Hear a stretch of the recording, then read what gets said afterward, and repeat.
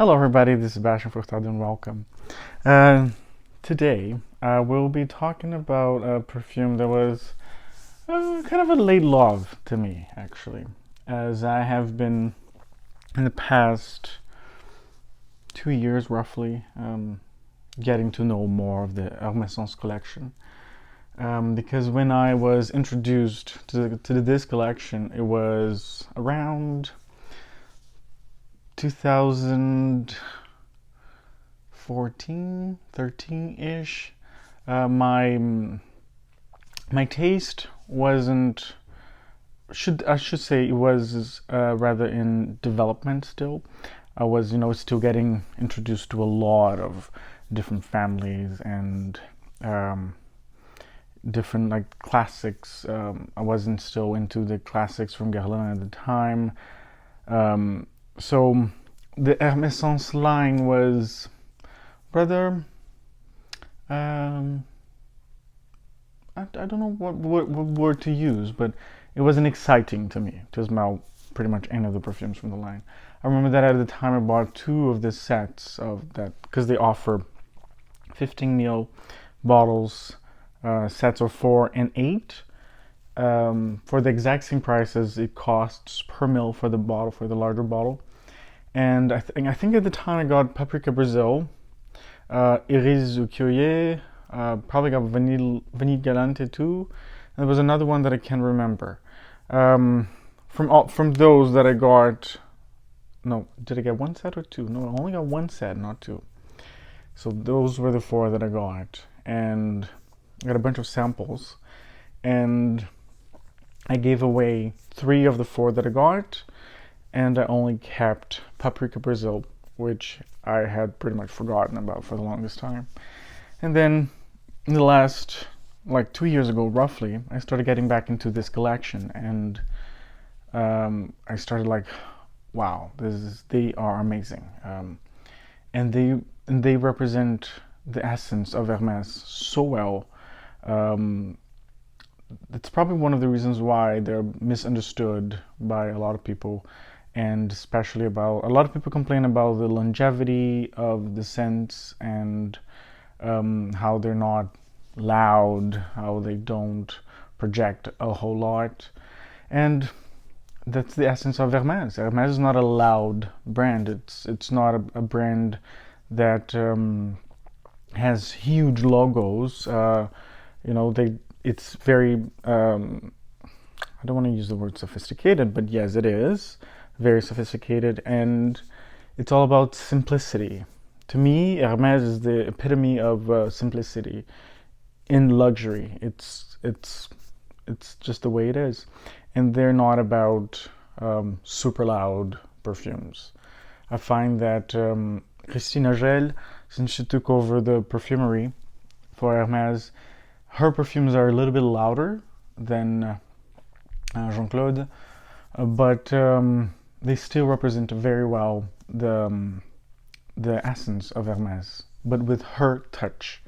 Because I've watched a bunch of her interviews with her where she says that she did, she spent a lot of time with Jean-Claude Delna before he left, for like as a way to learn from him how to capture also the essence of Hermès, which he knew very much what it was like.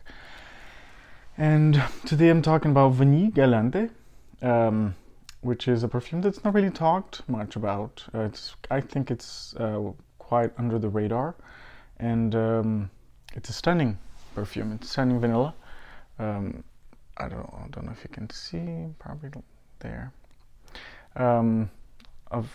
I got this not that long ago, like 3 months ago, and I've used quite a bit of it already.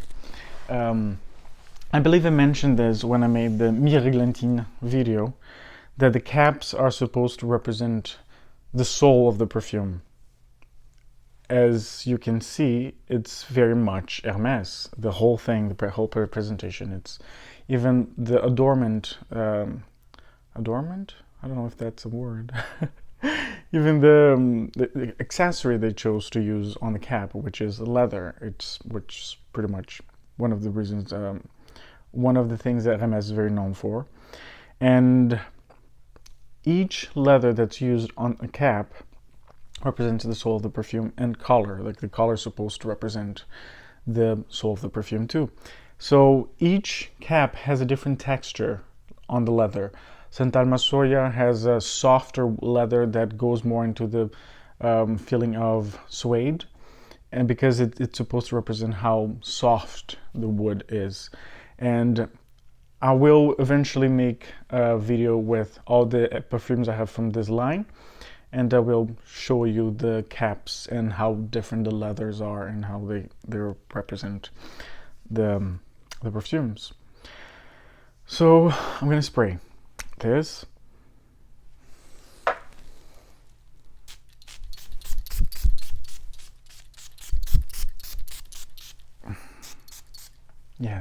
Yes, I do this. Yes, I really love this perfume. Oh, it's so beautiful. How does it smell right now? I'm in a cloud, the typical cloud of perfume. And at first, I get something watery, fruity, the kind of reminiscent of melonish, but it's already gone, and now it's a very soft, very soft vanilla. But it's a bouquet of white flowers. I see lilies. I see lots of lilies, not lily of the valley, but lilies, white lilies. Not drizzled, but like it's not drizzled because it's not wet and it's not sticky, but I would say powdered with vanilla. Lilies with lots of vanilla over it. It's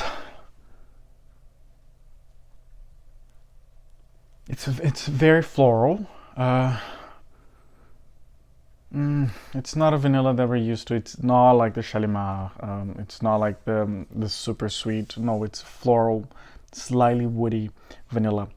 And I want to share something with you that I think it's very nice, and it gives us a glimpse of how Jean-Claude Ellena, because he created this perfume in 2009, how his mind functions when it comes to creating perfume.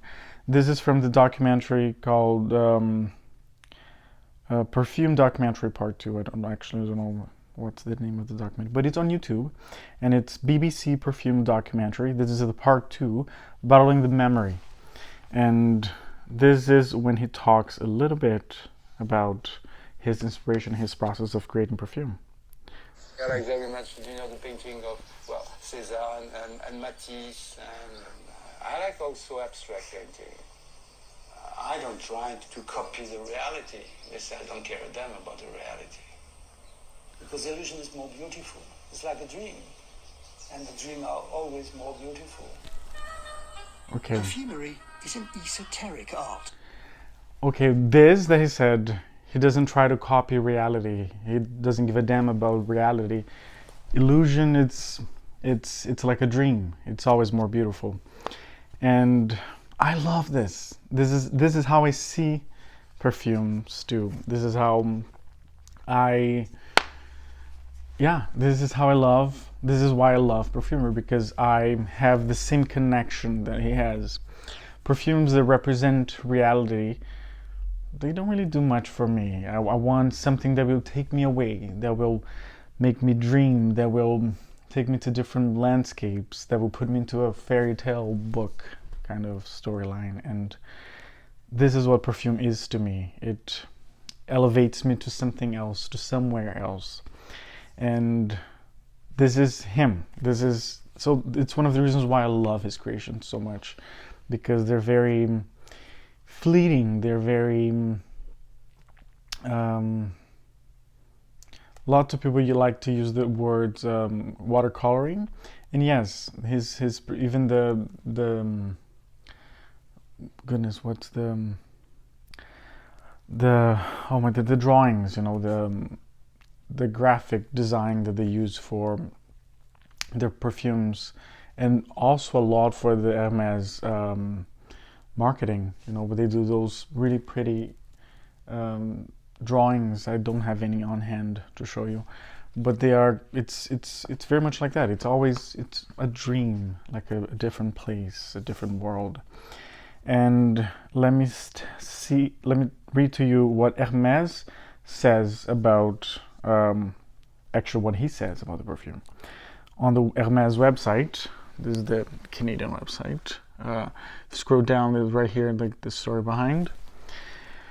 So these are his words. I wanted to respond to this smell, which could be described as lazy and repetitive, with an invitation to rediscover another vanilla, an unusual, complex, and paradoxical one. When fragrance of a strange flower, light as straight wind, wafting under our noses with hints of spice, cognac, and smoked wood, somewhere between petals and cigars, skin and cocoa. Jean-Claude Elena. Yeah, this is a very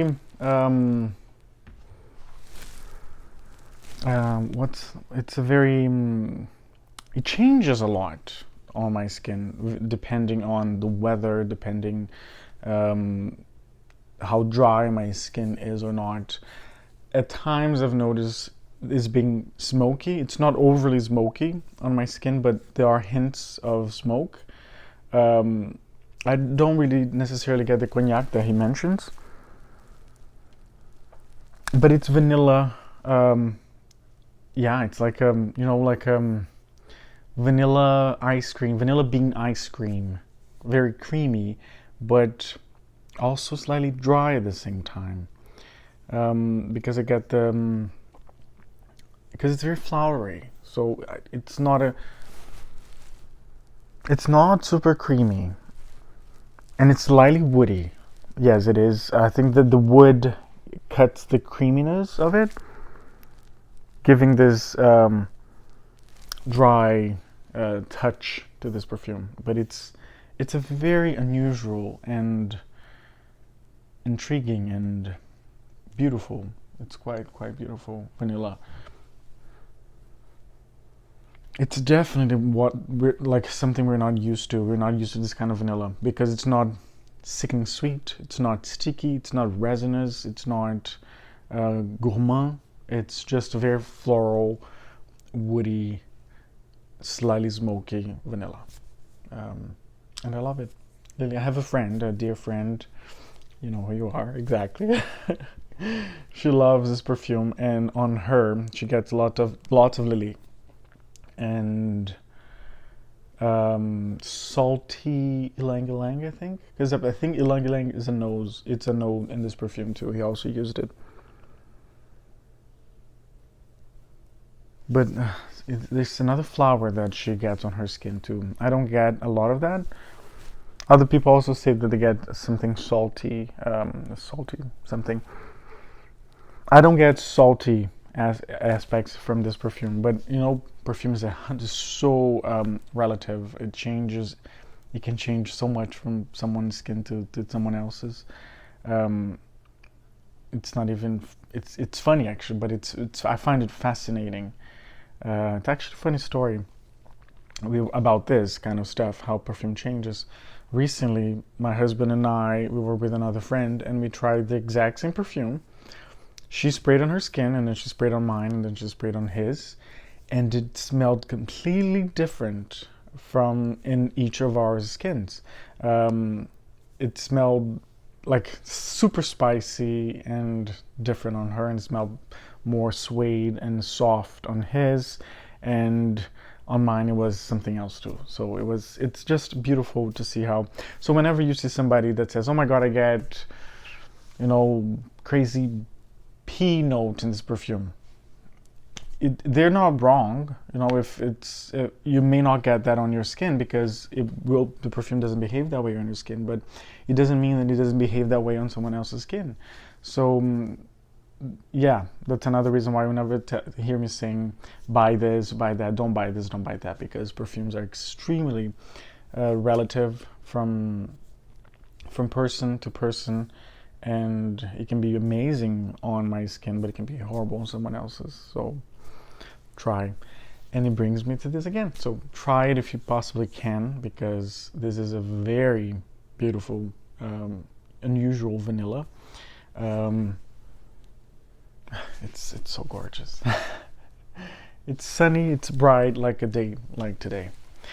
Yeah, so thank you for spending time with me. I hope you liked it, and yeah, try it if you can. This line is very beautiful. Yeah. Hope you have a wonderful morning, afternoon, day, evening, night, wherever you are in the world. And the world does need more beauty lovers. Bye.